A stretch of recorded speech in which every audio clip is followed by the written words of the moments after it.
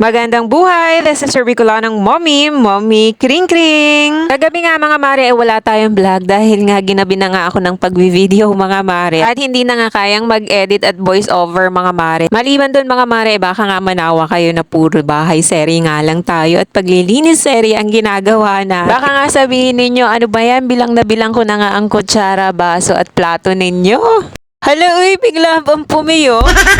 At habang naguhugas nga ako mga mare, ikukwentuhan ko na rin nga kayo. Kahapon nga mga mare, ay bumili ako sa tindahan. Tapos meron nga nagtatambay doon na taga rito din naman sa amin. Pero matagal nga siyang nawala mga mare dito. Tapos ngayon na nga lang bumalik. Siguro ay mga buwan na rin nga siya mga mare na dito. Tapos nung unang nakita niya nga ako, sabi niya sa akin, hala, bakit hanggang ngayon ay payat ka pa rin? O parang mas lalo nga daw akong pumayat. Baka daw stress ako sa anak o kaya sa asawa. Siyempre dahil hindi naman ako mahilig makipagkwentuhan mga mare at magsabi ng kung ano-ano sa mga hindi ko naman talaga close, ay ngumiti na nga lang ako. Tapos eto nga kahapon mga mare, gano'n na naman nga ang sinabi niya. Tapos meron pa nga ibang mga taong nakarinig. Hindi naman nga ako mga mare madaling mainis o kaya mapikon kapag ka mga ganyan. Dahil nakikita naman talaga at totoo naman talaga na sobrang payat ko na nga. Kaya lang kapag ka paulit-ulit ay parang ewan ko, ayoko na lang talagang mag-talk. Tapos sasabayan pa nga na symptoms na daw ng binat yan. Kung alam niya lang nakailang beses na nga ako nagpahilot para sa anti-binat nga mga mare, tapos nagpahimasman na rin nga ako at kung ano-ano na nga ang herbal ang ininom ko para lang maging okay nga ang aking katawan. At itong mga nakaraang buwan talaga mga mare ay meron nga talaga akong nararamdaman at naikwento ko na rin nga yan sa inyo. Buti nga ngayon nga mga mare ay medyo nagiging okay na at nakaka-adapt-adapt na nga ang aking katawan. Hindi na nga nagaanong masakit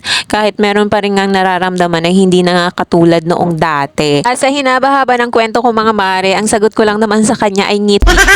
Alam nyo mga mare, nakakapagod magpara-explain. Kaya ngitian na lang natin. At nakakatuwa nga mga mare, yung taga dito rin naman sa amin na hindi naman umalis at nandito at palagi naman akong nakikita ay nagsabi nga na dati naman na talagang payat yan at hindi naman talaga nagbabago ang katawan. Ganyan na rin yan mula pa nung dalaga. Anyways, eto na nga mga mare, dahil tapos na rin nga akong maghugas at maglinis-linis nga doon sa aming lutuan. Eto naman nga at nag-asikaso na rin nga akong linisan itong aming dining table. Hindi ko pa nga nalalabhan yung seat cover namin mga mare. Hindi naman nga namin yung madalas gamitin. Tuwing gabi nga lang o kaya mga pusa nga lang ang humihiga dyan. Kaya malinis pa rin naman yan hanggang ngayon mga mare. Wala lang, baka mapansin nyo lang na laging naandyan yan. Hindi ako nagpapalit. Dahil wala naman talaga yung kapalitan mga mare. Hindi pa ako nakakabili ng panibagong set dyan para meron nga silang kapalitan. At pagkatapos ko nga dyan magpunas sa lamesa, eto naman nga at nagwalis na nga ako.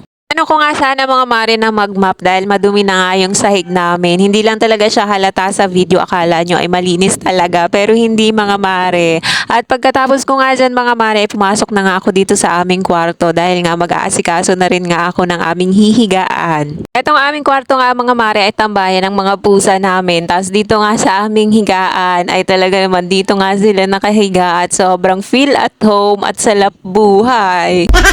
Kaya gabi-gabi na nga lang dyan ako mga mare talaga nagpapagpag dahil sobrang dami nga ng balahibo. Plano ko na talaga magbili ng vacuum mga mare, parang nababacuum ko nga ito kapag ang gagamitin nga namin. Kasi minsan nga mga mare parang angkatin na nga niya kahit kapapalit ko lang. At naglatag na rin nga ako dito mga mare ng higaan ng aking asawa. Sa lapag nga siya humihiga mga mare at dun nga kami sa taas ng aking anak. Hindi nga po pwede mga mare magtabi itong aking mag-ama dahil nga nagbabardagulan yung dalawang yan.